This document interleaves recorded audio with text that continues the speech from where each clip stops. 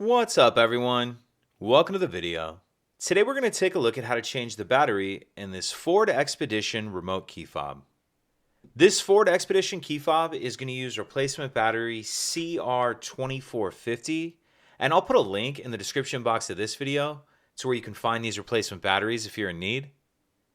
The first thing I'm going to do is grab my key fob and remove the emergency key that's in the bottom of it.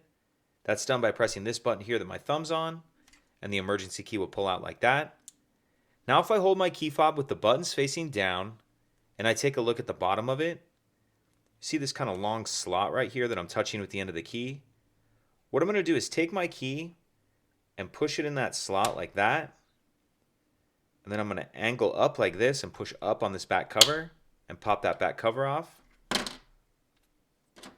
Once we get the back cover off, we see our battery right here.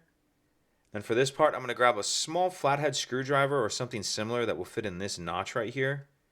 I'm going to get my screwdriver in that notch and get under the edge of the battery and pop that out. Then I'll grab my new replacement battery, and you want to make sure that you're installing that with the plus side up, positive side up.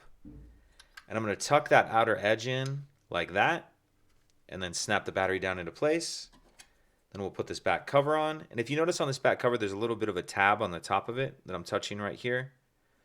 What I'm going to do is slide that tab in first and then snap the cover down, slide the emergency key back in, and that's it.